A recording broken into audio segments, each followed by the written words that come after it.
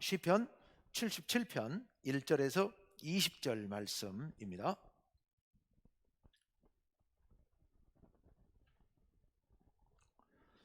시편 77편 1절에서 20절 말씀을 저와 한 절씩 교독합시다. 내가 내 음성으로 하나님께 부르짖으리니 내 음성으로 하나님께 부르짖으면 내게 귀를 기울이시리로다.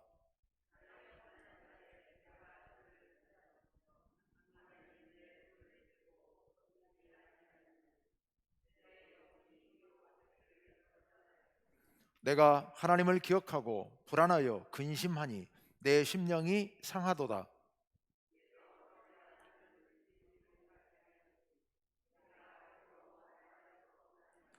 내가 옛날 곧 지나간 세월을 생각하여 싸우며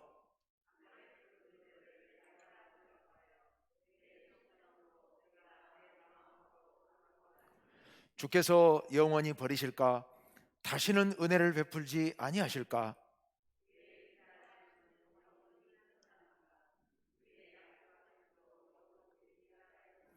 하나님이 그가 베푸실 은혜를 잊으셨는가? 노하심으로 그가 베푸실 긍휼을 그치셨는가 하였나이다.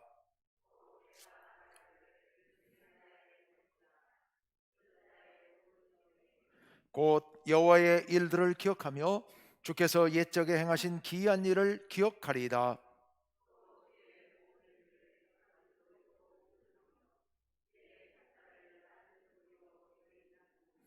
하나님이여, 주의 도는 극히 거룩하시오니 하나님과 같이 위대하신 신이 누구오니까?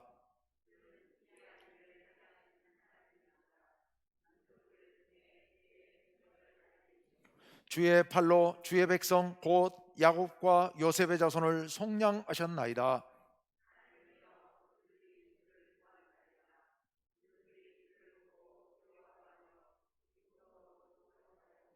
구름이 물을 쏟고 궁창이 소리를 내며 주의 화살도 날아갔나이다.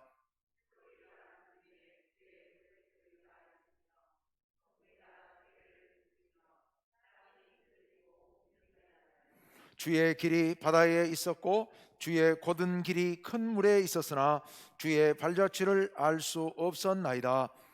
주의 백성을 양떼같이 모세와 아론의 손으로 인도하셨나이다. 아멘.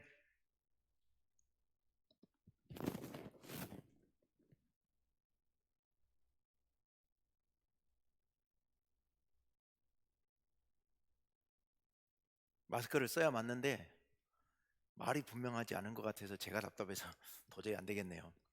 내일 모레부터는 마스크 벗으면 과태료 부과한다는데 참 걱정스럽긴 하는데요. 어쩔 수 없는 것 같습니다.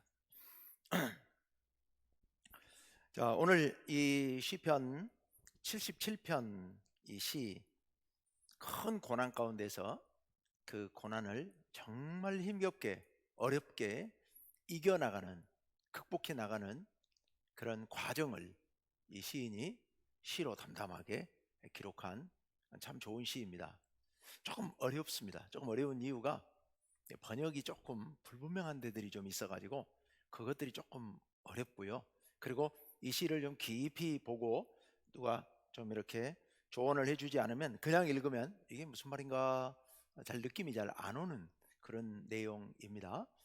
자, 우선 이 시는 이제 크게 두 부분으로 좀 나눠져 있습니다. 왼쪽에 1절부터 10절까지, 그리고 오른쪽에 11절부터 20절까지. 분위기가 전혀 다릅니다. 자, 그 다음에 왼쪽에 이제 1절부터 10절까지는 1, 2, 3, 4절하고 5절에서 9절 그리고 10절 이렇게 세 부분으로 나눠볼 수 있겠고요. 왼쪽 면과 오른쪽 면으로 넘어가는데 아주 중요한 역할을 하는 부분이 10절이에요.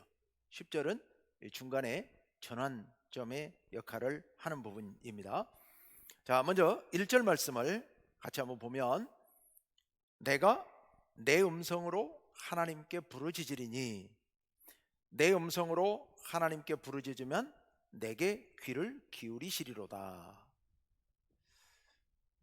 여러분, 이 구절을 가만히 보시면서 좀 독특한 부분이 있을까요? 반복되는 말들이 있죠. 내가 내 음성으로 하나님께 부르짖으리니, 내 음성으로 하나님께 부르짖으면, 똑같은 말이 반복되고 있죠. 두 줄. 그래서 부르짖는다는 말이, 하나님께 부르짖는다는 말이 두 번 반복되고 있습니다. 그런데 그거보다 더 독특한 부분은 내가 무려 네 번이나 이 짧은 구절 속에 나오죠. 내가 내 음성으로, 그 밑에 또 내 음성으로 내게 귀를 기울이시리로다. 그러니까 이 시는, 이 구절은 독특하게도 이 시인이 자기 중심적인 그런 기도를 드리고 있어요. 내가 내 음성으로 하나님께 부르짖으리니, 물론 기도는 하나님께 당연히 해야 되는 거고, 내 음성으로 하나님께 부르짖으면 내게 귀를 기울이시리로다. 내가 하나님께 간절한 마음으로 부르짖으면 하나님이 들어주실 거야 라는 그런 확신 속에서 이야기를 지금 하고 있죠. 시작하고 있죠. 그런데 이렇게 간절히 기도하지만 만약 응답이 없다면, 여러분이 만약에 어떤 어려운 문제 앞에서 간절히 하나님께 기도하고 또 기도하고 또 기도하는데, 그러면서 마음속에 내가 기도하면 하나님께서 들어주실 거야 라는 확신을 갖고 기도를 하는데 응답이 없다면, 아무 응답이 없다면 여러분 어떻게 하십니까? 근데 사실 우리가 기도할 때, 기도하면 하나님께서 즉각 응답해 주시는 경험들을 많이 하시나요? 예. 기도할 때 제가 이제 기도하면서 그런 경험들을 많이 하는데, 어떤 기도들은 즉각 응답해 주실 때가 있습니다. 그냥 놀랄 정도로, 제가 깜짝 놀랄 정도로 기도하면 바로 응답해 주실 때가 있어요. 근데 조금 아쉬운 것은, 하나님께 조금 아쉬운 것은, 제가 생각하기에 조금 작은 일들이 있잖아요. 이런 건 그냥 기도하면 바로 들어주시는데, 어떻게 좀 큰 일, 이런 건 한참 기도해도 반응이 없으실 때가 많아요. 아무 응답이 없으세요. 이런 문제를 어떻게 해야 되나, 이럴 땐 어떻게 해야 되나. 어떤 중병의 치유를 위해서 계속 기도하지만 반응이 없을 때가 있고, 하나님께서 아무 응답이 없으실 때가 있어요. 큰 문제를 위해서 계속해서 기도하지만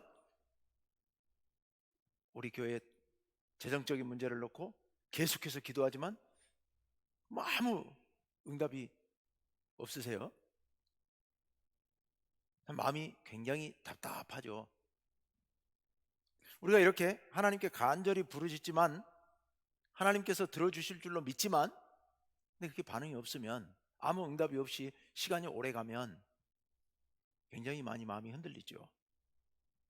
오늘 이 시는 아마도 나라가 바벨론에 망할 때 드렸던 기도였던 것 같아요. 또 망한 직후였는지도 몰라요. 하여튼 그 무렵인 것 같습니다. 나라가 바벨론이라고 하는 무도한 이방 나라에 망해버리는 거예요.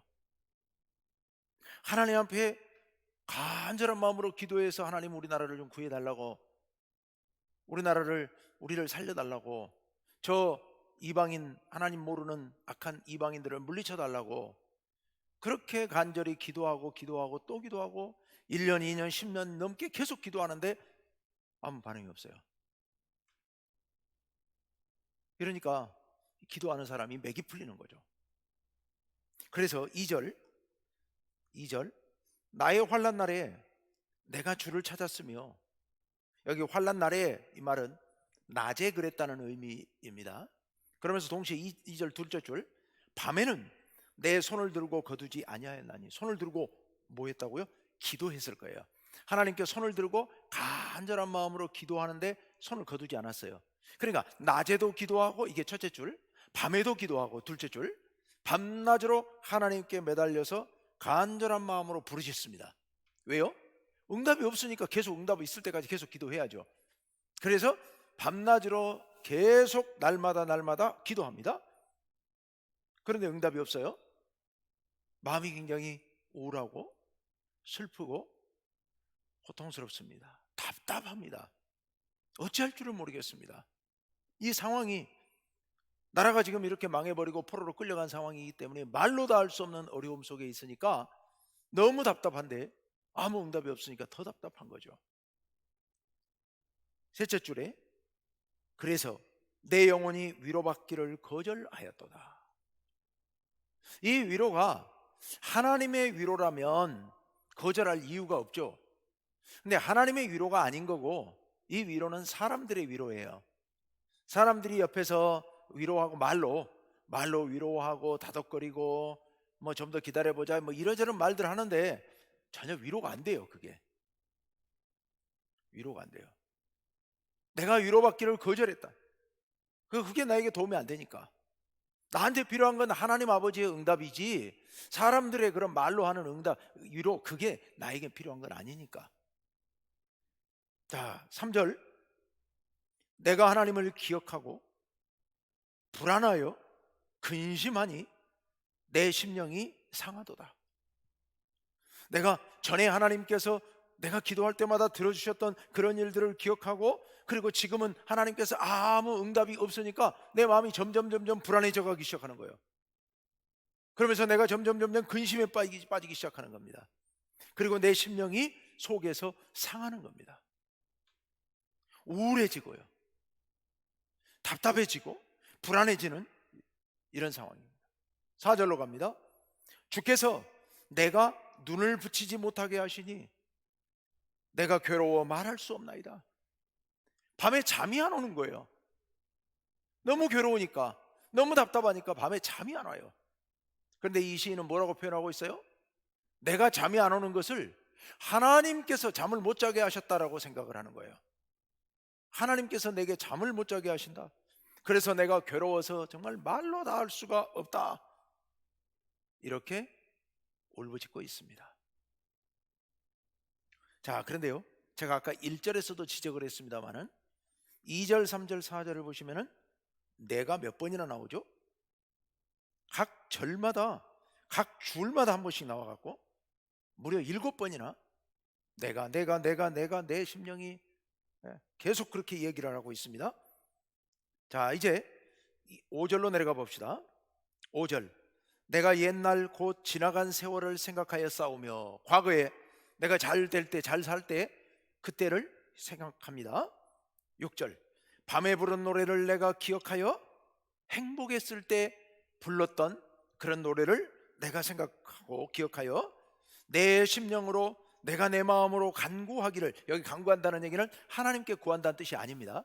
그 다음 말들을 쭉 보면 하나님께 기도하는 게 아니에요. 그럼 뭐냐 하면 내 마음 속으로 묻기를, 이런 뜻입니다. 내 마음에 자문을 하는 거예요. 너무 답답해서.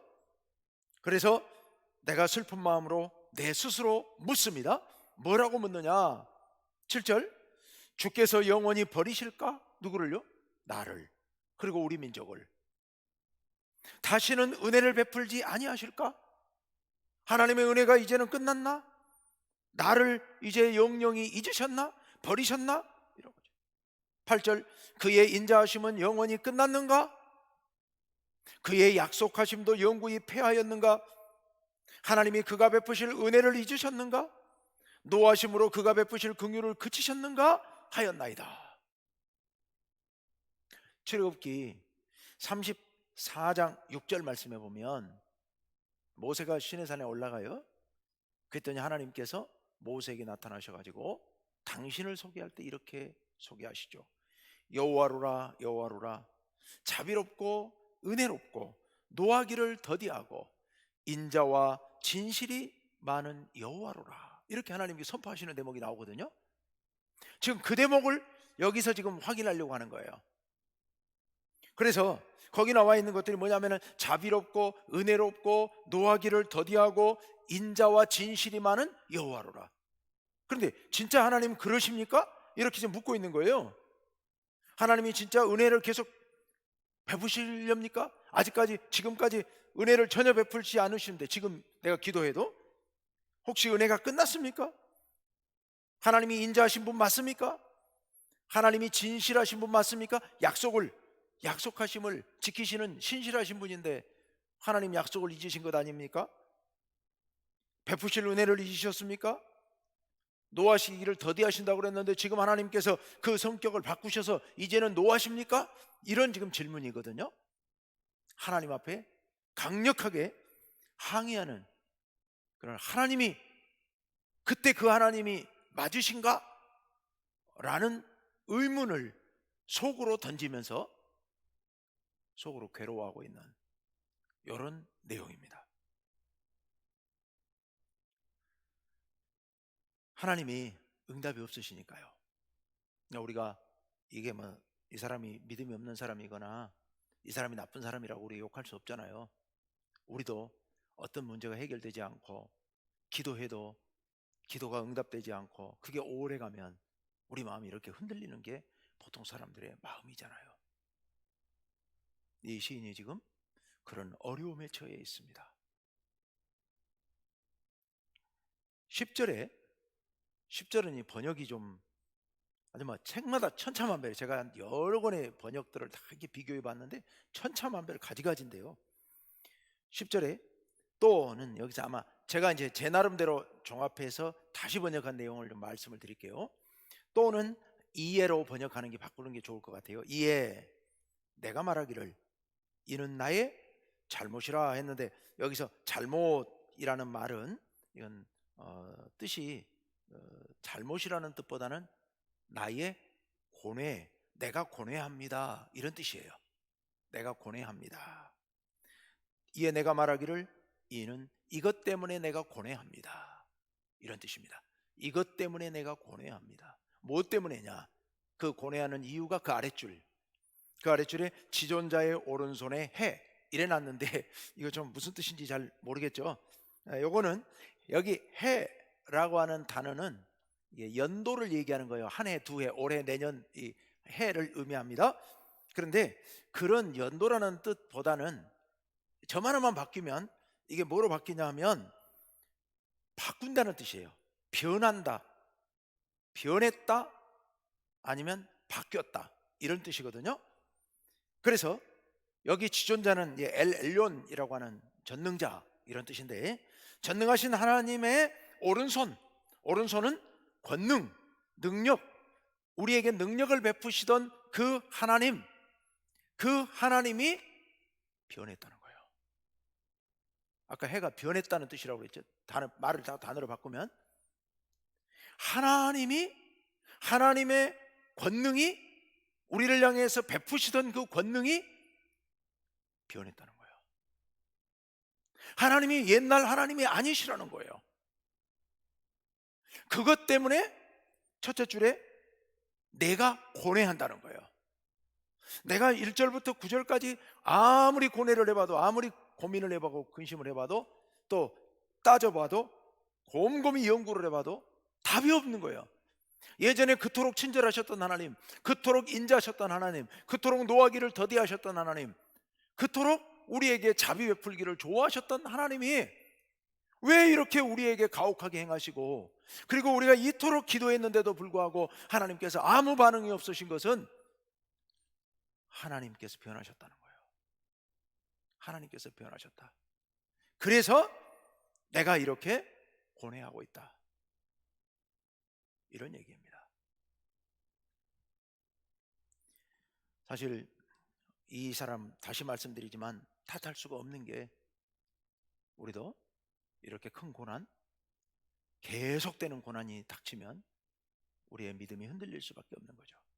이 시인은 지금 사정없이 막 흔들리고 있는 겁니다.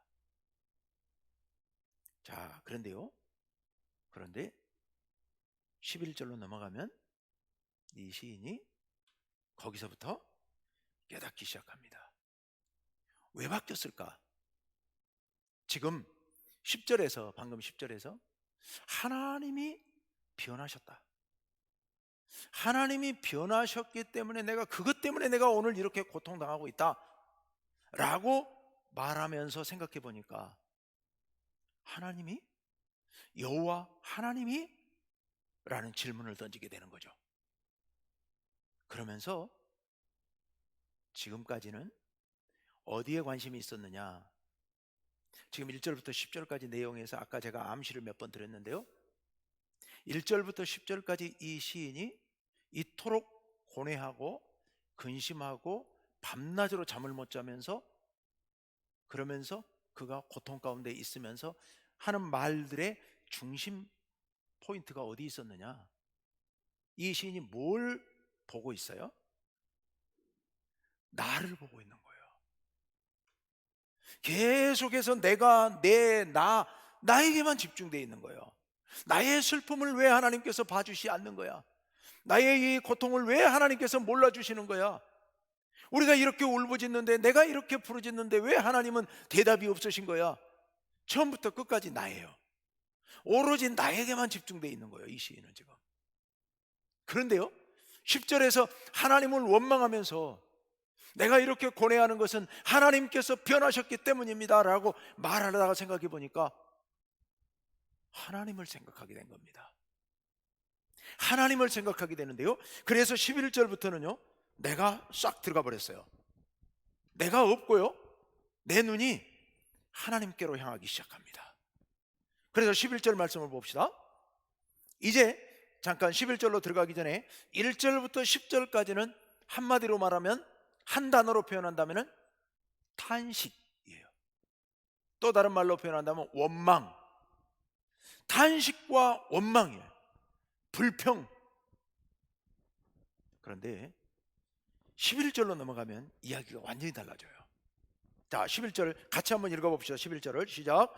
곧 여호와의 일들을 기억하며 주께서 옛적에 행하신 기이한 일을 기억하리이다. 예, 내가 기억하겠습니다. 무엇을요? 일을 기억한대요. 일. 누가 행하신 일을? 여호와께서 행하신 일을요. 여호와께서 행하신 기이한 일을요. 언제요? 옛적에 내가 본 적도 없는 우리 조상들에게 행하셨던 그 일, 내가 어릴 적에 체험했던 그 은혜, 이것을 내가 기억하겠습니다 라고 표현하고 있습니다.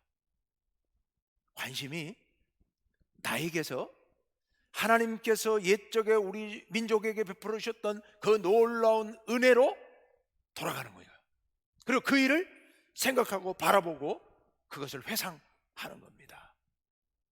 12절, 또 주의 모든 일을 작은 소리로 읊조리며. 여기 작은 소리로 읊조린다는 말, 옛날 번역에는 전부 묵상이었잖아요.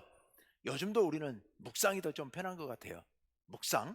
이스라엘 사람들이 묵상하는 것은 입으로 계속 중얼중얼 암송해가지고 계속해서 입으로 중얼거리는 걸 얘기하니까 우리가 이렇게 바꿔놓긴 했습니다. 원어의 뜻은 맞는데 의미 전달은 묵상이 더 좋은 것 같아요. 묵상하는 거예요. 주의 모든 일을 내가 묵상하는 거예요. 다른 말로 주의 행사를, 행사나 일이나 같은 말이죠. 주의 일을 낮은 소리로 되뇌이리이다. 예, 묵상하겠다는 거예요. 하나님께서 하신 일에 집중을 하는데요, 내가 작은 소리로 혼자 하나님께서 예전에 내게 베풀어 주셨던, 우리 민족에 베풀어 주셨던 놀라운 기이한 일들을, 그 역사들을 반복하면서, 입으로 반복하면서 묵상하는 거예요. 내 고뇌를 묵상하는 것이 아니라, 내가 겪고 있는 고통을 묵상하는 것이 아니라 하나님께서 우리에게 베풀어 주셨던 그 은혜로운 일을 묵상하는 거예요. 이게 우리에게 중요한 해결책이 될 수 있습니다. 여러분, 우리가 고난을 당하면 우리의 마음이, 인간의 마음이기 때문에 우리의 마음이 끊임없이 그 일에로 집착하게 되고 그것을 떨쳐버릴 수가 없는 거죠. 계속 그 생각이 나잖아요. 기도하려고 앉아있으면 그 일이 떠오르잖아요. 기도하려고 앉아있으면, 찬송하려고 하면 그게 먼저 떠올랐지. 입으로는 찬송하고 있고 머리로는 그 생각하고 있고, 이게 사람이잖아요. 그런데 벗어나야 됩니다. 그 빨리 벗어나서 하나님께서 베풀어 주신 놀라운 은혜, 그 역사를 생각해야 됩니다. 요즘 이스라엘 백성들은 그랬지만 우리는요, 우리는 뭘 생각해야겠습니까? 내게 베풀어 주신 하나님의 놀라운 은혜, 가장 큰 은혜, 바로 십자가의 은혜. 기도하다 잡생각 나시면, 기도하다 딴 생각이 자꾸 나를 막 침노하면 눈 뜨고 십자가를 바라보십시오. 제가 가끔 그러거든요. 제가 기도하다가도 교회 일들, 골치 아픈 일들이나 이런 일들이 막 머릿속에 떠오르면 자꾸 그 생각이 나니까, 그럴 때는 그냥 눈 뜨고 십자가를 쳐다보면서 기도를 합니다. 그게 훨씬 나아요. 하나님 앞에 하나님의 은혜를 생각하는 것, 하나님께서 우리에게 베푸신 그 놀라운 역사를 생각하는 것, 이것이 해결책이에요. 자, 13절로 넘어가 봅니다.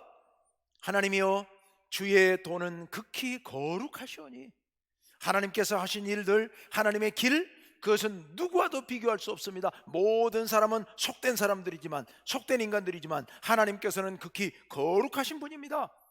둘째 줄, 하나님과 같이 위대하신 신이 누구오니까?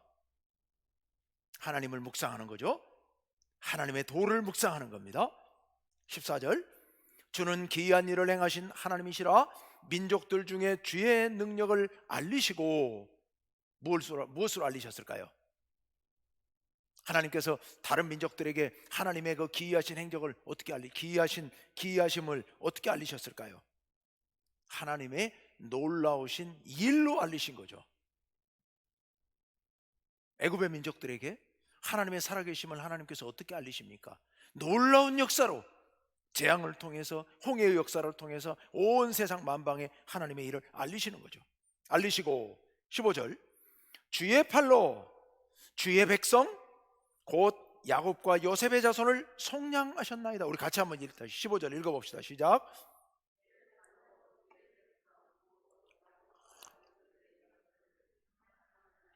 아멘.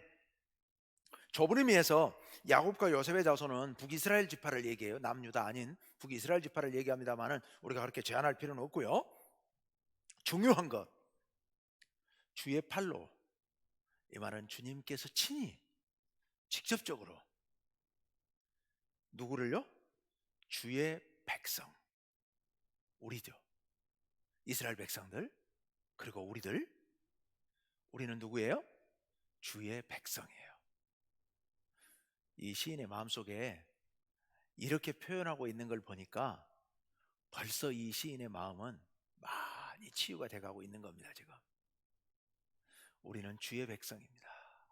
이 정말 얼마나 은혜로운 고백입니까? 그 말은 반대편에서 본다면 뭐예요? 하나님은 우리의 목자이십니다. 우리의 인도자십니다. 라는 그런 고백이죠. 주의 팔로 친히 주의 백성을, 곧 야곱과 요셉의 자손을 속량하셨나이다. 애굽의 노예에서 해방시켜 주셨습니다. 구원해 주셨습니다. 속량은 대신 값을 치르고 구원하는 걸 말하잖아요. 속량하셨습니다. 구원하셨습니다. 즉 출애굽의 역사를 얘기하고 있는 겁니다. 자, 이제 이 시인은 지금 이렇게 이야기하고 있습니다. 하나님께서 하신 일을 깊이 묵상합니다. 기억합니다. 그리고 여호와 하나님이 어떤 분이신지를 제가 깊이 생각합니다. 그리고 우리 이스라엘 백성을 주의 백성 삼으시고 자녀 삼으시고 애굽에서부터 놀라운 역사로 구원해 주신 그 일을 다시 생각합니다. 이런 고백이죠. 자, 이제 이 시인은 하나님의 거룩하심과 위대하심에 주목하고 있고요. 그리고 하나님의 그 능력으로 이스라엘 백성들을 구원하신 그 역사를 주목하고 있습니다. 이때껏 누구만 바라보고 있었어요? 나만 바라보고 있었어요. 내가 얼마나 아픈지, 내가 얼마나 억울한지, 내가 얼마나 슬픈지, 내가 얼마나 우울한지, 그것만 내리 생각하고 그거에 집착해 있던 이 시인이 이제 눈을 돌려서 하나님께서 얼마나 위대하신 분인지, 거룩하신 분인지, 얼마나 놀라운 일을 우리에게 베풀어 주셨는지, 얼마나 위대한 능력으로 우리 조상을 애굽에서 속량하셨는지, 그 일에 집중해서 지금 그 일을 바라보고 있는 겁니다.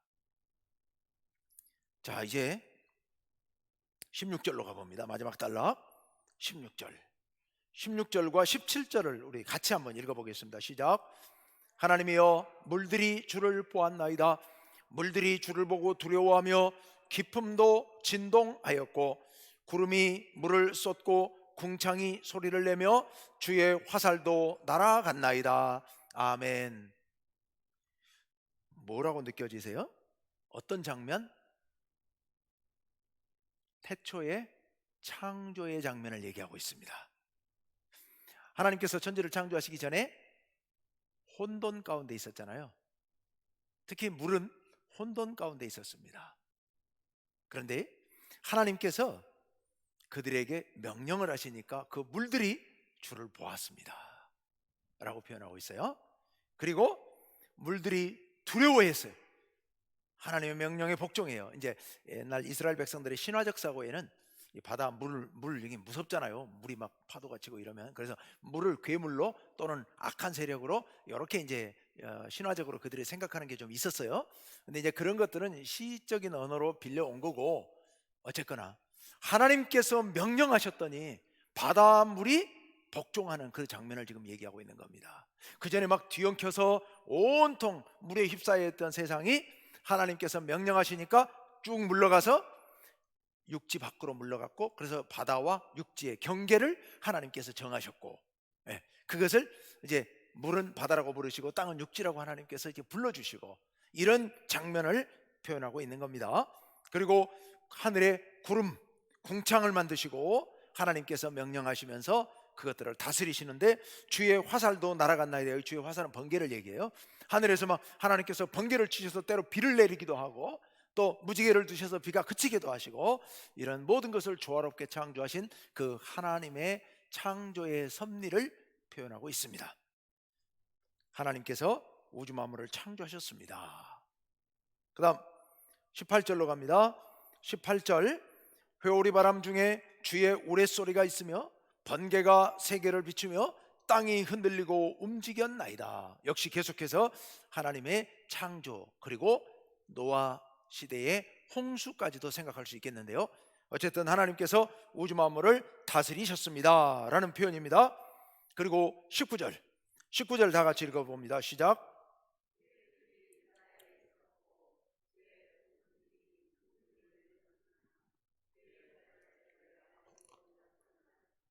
하나님께서 바다에 길을 내셨어요.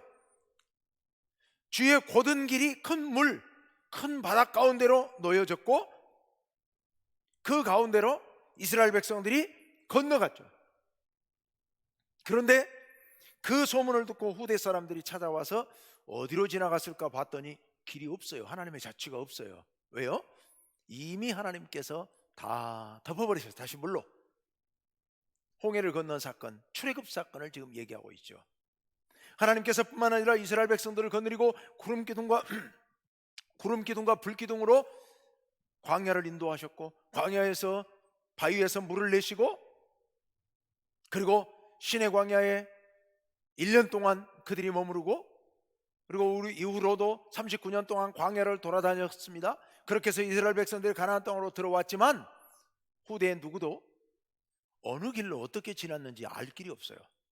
지금도요, 시내산이 어디 있는지 우리는 그냥 시내산 그러면 지도에서 지금 이스라엘 쭉 밑에 내려가면은 지금 그 시내 반도 끄트머리에 있는, 시나이 반도 끄트머리에 있는 거기가 시내산일 것이라고 우리가 그냥 그렇게 얘기하고 이해하고 넘어갑니다만은, 전혀 다른 학설들도 있거든요. 사우디아라비아 쪽으로 넘어서서 그쪽 어디에 있지 않았을까, 이런 생각들도 하고 있고요.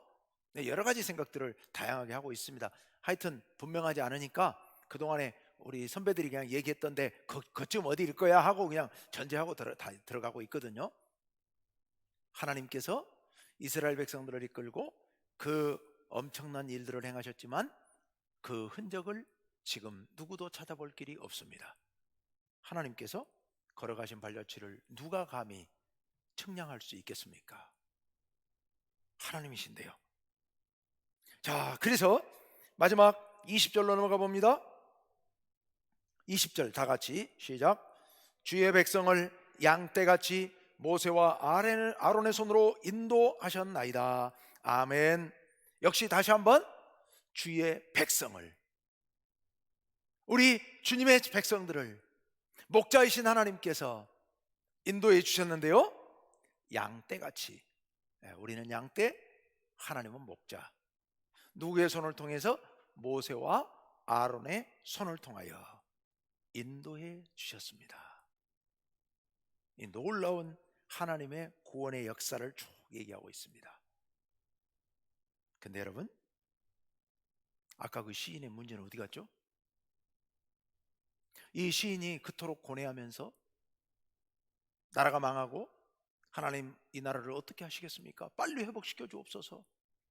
우리가 너무 억울하고 너무도 고통스럽고 너무 불안합니다. 구해 주옵소서. 그렇게 간절히 기도했었는데 그건 어디 갔을까요? 지금 아직 아무 응답이 없어요. 그런데 이 시인은 지금 시를 행복하게 확신 가운데서 마무리를 짓고 있습니다. 어찌 된 걸까요? 이미 11절에서부터 20절을 지나오면서 이 시인은 하나님께 모든 것을 맡겼습니다. 애굽에서 우리의 조상들을 그 상상할 수 없는 능력으로 해방시키시고 광야를 거쳐서 가나안 땅에 들어가신 하나님이시니 이 바벨론 포로 상황에서부터 우리를 해방시키는 것 한 번 하셨는데 이건 못 하시겠습니까? 라는 고백인 거죠. 말하고 있지는 않지만 애굽에서 우리를 그 놀라운 능력으로 구원하신 하나님이 우리를 구원하지 못하시겠습니까? 라는 그런 믿음의 고백인 거예요. 천지를 창조하시고 이 우주 만물을 다스리신 하나님께서 우리의 문제를 해결해 주시지 못하시겠습니까? 라는 그런 확신에 찬 믿음으로 이 시를 지금 마무리를 짓고 있는 겁니다. 여러분, 우리가 우리의 문제에 집중해서 우리의 문제만을 바라보고 그 속으로 자꾸 내려가게 되면 점점 그 속에 빠져들어서 헤어나지는 못하게 되는 거예요. 우리 믿음의 사람들은 믿음의 힘으로 어려운 문제를 보는 것이 아니라 그 문제에서 벗어나서 우리 하나님, 우리 여호와 하나님을 바라봐야 합니다. 우리 여호와 하나님, 우리를 창조하시고 이 우주 만물을 창조하시고 우리 한 사람 한 사람을 지으시고 그리고 독생자 예수 그리스도를 이 땅에 보내셔 십자가에 달려 돌아가시게 하심으로 우리를 구원하신, 우리의 모든 죄를 씻으시고 죄로부터 우리를 속량하셔서 하나님의 자녀로, 하나님의 의로운 자녀로 택하여 주신 그 놀라운 은혜, 우리가 그 은혜를 생각해야 됩니다. 하나님의 아들을 십자가에 죽게 하신 하나님께서 우리를 위해 뭘 못하시겠습니까? 나를 위해서 아들의 생명을 주신 하나님이 나를 위해 뭘 주시지 않겠습니까? 여러분, 우리 세상을 살다 보면 어려운 일이 닥칠 수도 있고 우리가 원치 않았던 사고가 일어날 수도 있고 질병이 닥칠 수도 있고 연이어서 불행이 닥치고 그 문제에 희망이 안 보일 수도 있습니다. 그렇지만 그럴 때일수록 그런 문제에 집착하는 것이 아니라 하나님께서 우리에게 베풀어 주셨던 은혜를 회상해야 합니다. 나를 향해 베풀어 주셨던 십자가의 은혜를 회상해야 됩니다. 그리고 그 은혜를 통하여서 하나님께로 나아가야 합니다. 하나님을 바라보고 하나님께 집중하고 나아가면 하나님께서, 그 놀라운 은혜를 베풀어 주신 하나님께서 그것을 못하실 리가 없죠. 그 문제를 해결하지 못하실 리가 없죠. 그런 하나님을 바라보면서 그 하나님을 의지하고 담대하게 용기 있게 나아가면 하나님의 시간에 하나님의 계획에 맞추어서 우리를 구원하실 줄로 믿습니다. 우리가 그런 믿음을 갖고 이 땅에서 담대하게 인내를 갖고 하나님을 기다리면서 하나님께 집중하여 나아가시는 우리 성도님들 여러분 되시기를 간절히 원합니다. 이 시간 우리 함께